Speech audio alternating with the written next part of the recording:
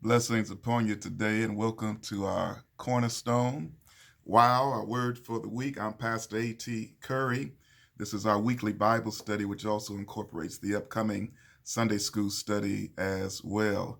I'm super excited about our study today as we continue in this series dealing with where the law falls short, love completes.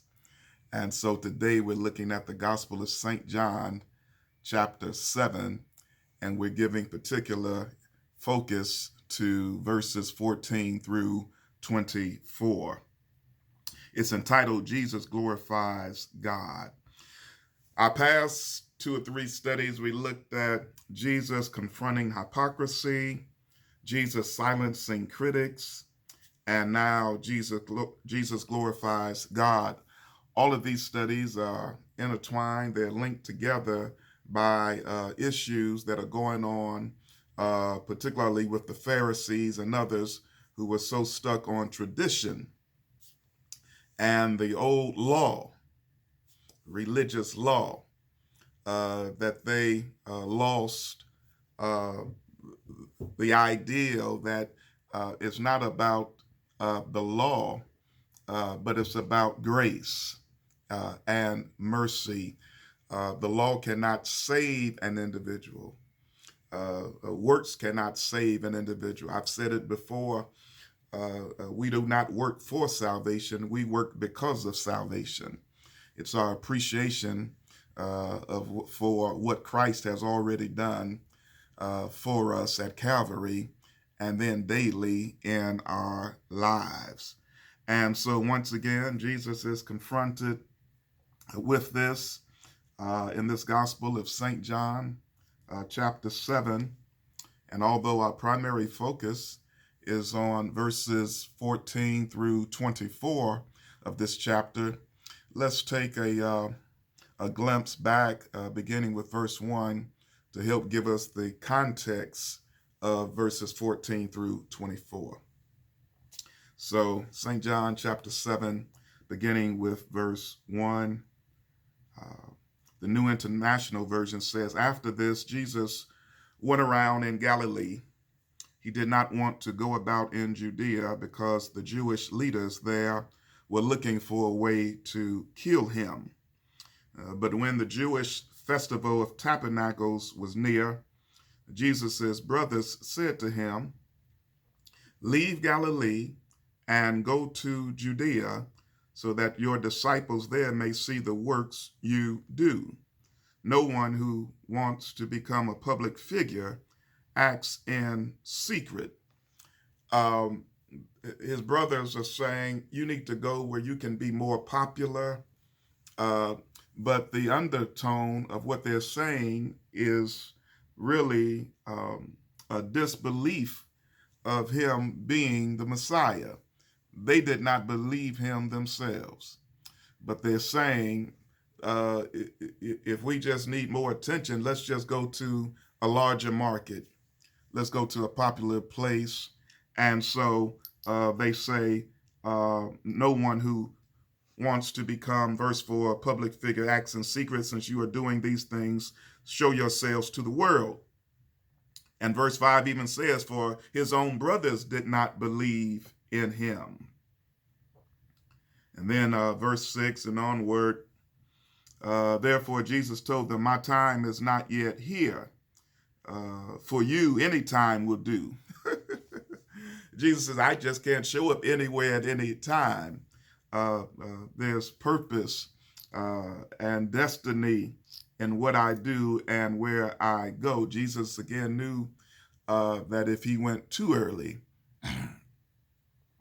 it would prevent his mission. Again, they're trying to kill him. The religious authorities, those up in the hierarchy, were trying to get rid of him. They felt he was a threat to their position.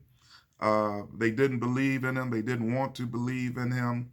And now you have this big festival. It's the Festival of Tabernacles. It's one of those annual festivals that each male Jewish boy was required to attend It's a big festival. It's also called, you might find in some other readings, Festival of Booths. This particular festival gave reflection on when the children of Israel were passing through the wilderness.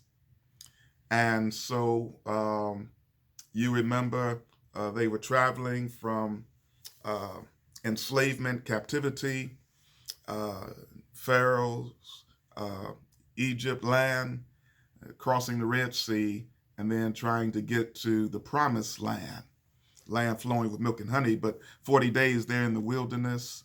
And so where do they camp out while they're in the wilderness? Well, they make huts that look like booths.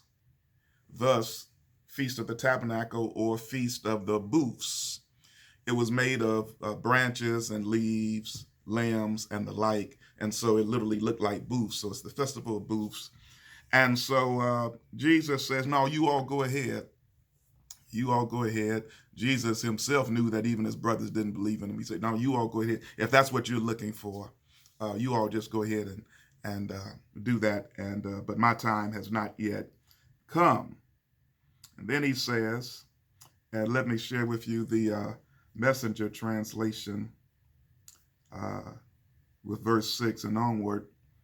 Again, Jesus is talking to his brothers. Jesus came back at them. Don't pressure me. This isn't my time. It's your time. It's always your time. You have nothing to lose. The world has nothing against you, but it's up in arms against me. It's against me because I expose the evil behind its pretensions. You go ahead, go up to the feast. Don't wait for me. I'm not ready. It's not the right time for me. And so verse 9 and onward, he said this and stayed on in Galilee. But later, after his family had gone up to the feast, he also went, but he kept out of the way, careful not to draw attention to himself. The Jews were already out looking for him, asking around, where is that man? I'm sure many had come who had seen his previous miracles, looking to see him, wanting to hear him. Of course, many of his enemies were looking at him to get rid of him, to silence him, and in fact, to kill him. Verse 12 and 13, there was a lot of contentious talk about him circulating through the crowds. Some were saying he's a good man. That lets you know right there, even those who may not have necessarily been desiring to kill him did not understand him. He's not merely a good man, he's the Son of God. And so they were saying he's a good man, but others said not so. He's selling snake oil. In other words, he's demon possessed. This kind of talk went on in guarded whispers because of the intimidating Jewish leaders.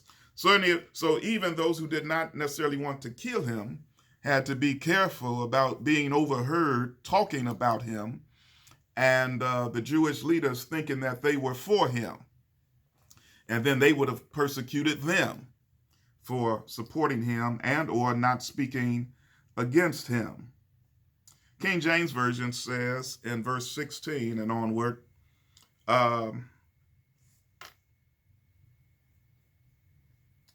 make that verse 15, because verse 15 says, and the Jews marveled, saying, how knoweth this man letters, having never learned? Again, it's the middle of the week. He goes on to the feast finally, and he goes into the temple and starts teaching. Verse 14, go back one more verse.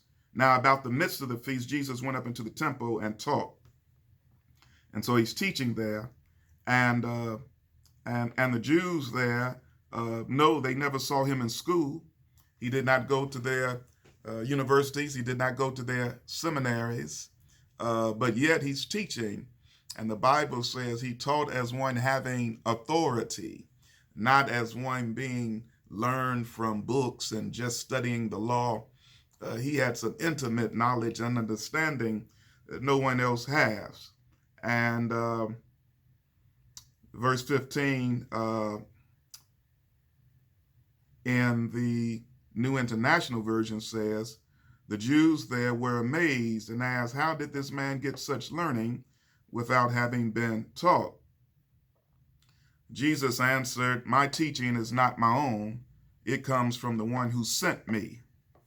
Anyone who chooses to do the will of God will find out whether my teaching comes from God or whether I speak on my own.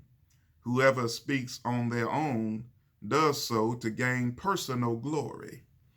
But he who seeks the glory of the one who sent him is a man of truth. There's nothing false about him. Listen to it in the Messenger translation. Jesus said, I didn't make this up. When I teach, what I teach comes from the one who sent me. Anyone who wants to do his will can test this teaching and know whether it's from God or whether I'm making it up.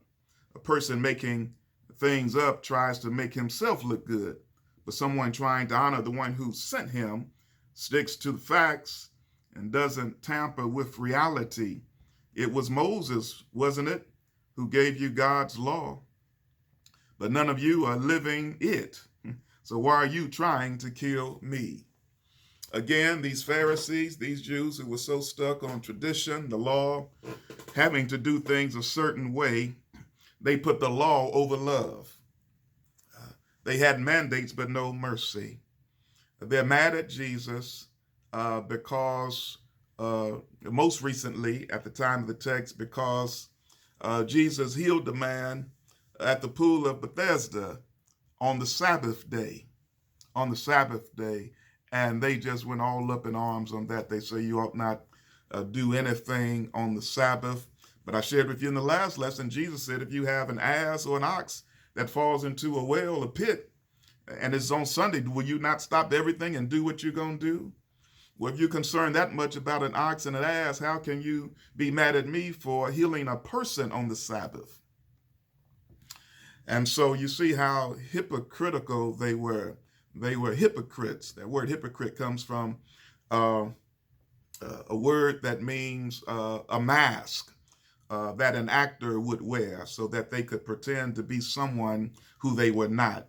Jesus says, you all are religious hypocrites. And so listen to what he says further on. The people say in verse 20, thou hast the devil.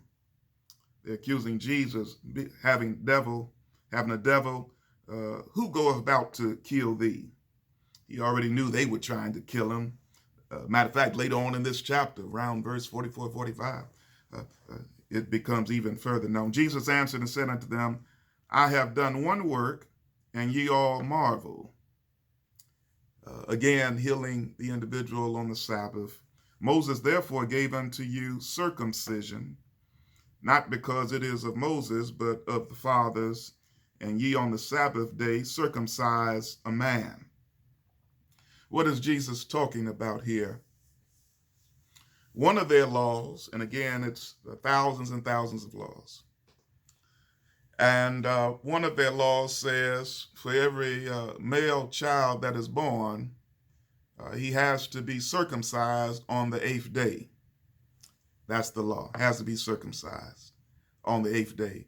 So naturally, all male children who were born on a Saturday, 8 days later, it would be Sunday.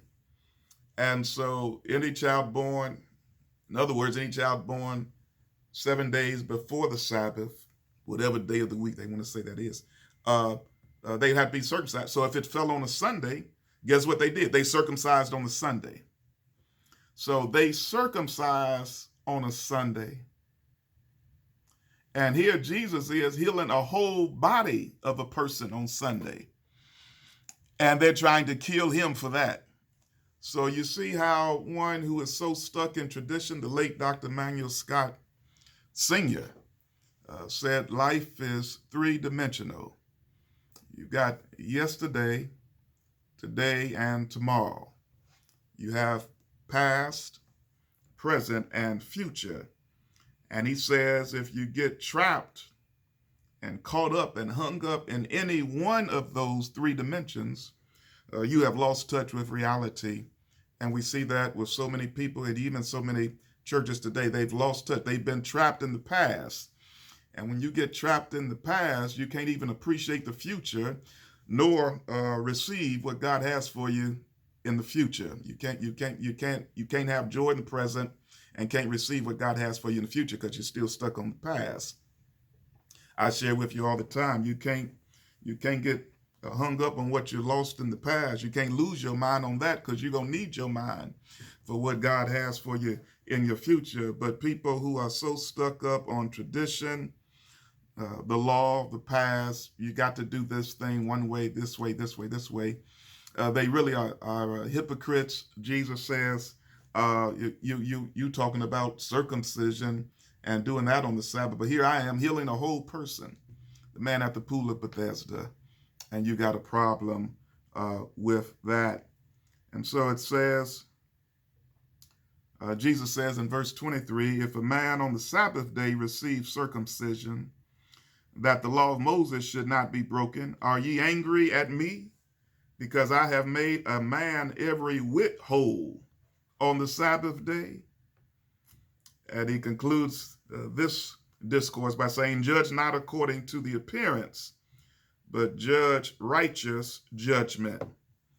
Again, those who are stuck on the past are those, and tradition are those who are thinking you can do things. You can do things for your salvation. But Jesus says, not so at all. The Apostle Paul says to do that would negate the cross. When Jesus died on the cross, that settled it for everyone. All we have to do now is believe. And it's in our believing that we carry out the love of God in our living. And so Jesus is saying in this study today that these people were hung up on the law tradition, that they forsook the love that's behind it. Jesus came saying love over law. A person's spiritual condition, not their religious performance, is the measure of their righteousness. You got it? It's the person's spiritual condition, what's in their heart, their compassion, love, concern, care, kindness toward fellow sister, fellow brother, not your religious performance, how you dress, going to worship, keeping the law of the patriarchs of the Old Testament. The law can't save you. And so it's what's in the heart. They were caught up on the outside, outward appearances. Jesus says, no, judge not according to the appearance, but judge righteous judgment. Judge righteous judgment. It's perhaps put best in the Message of translation. Jesus says, don't be hypocritical. Use your head and heart to discern what is right, to test what is authentically right. That's what he means when he says, judge righteous judgment. Yeah, use your head and your heart to discern what is right, to test what is authentically right. Yeah, love over law, mercy over mandates. Your spiritual condition, not your religious performance, is what determines the measure of your righteousness. I pray you've been blessed by this study today. We thank God for his word. I'm super excited about our study next week. It'll be in the same Gospel of St. John. Next week, we'll be looking at St. John chapter 8, verses 1 through 11, and verses 56 through 59.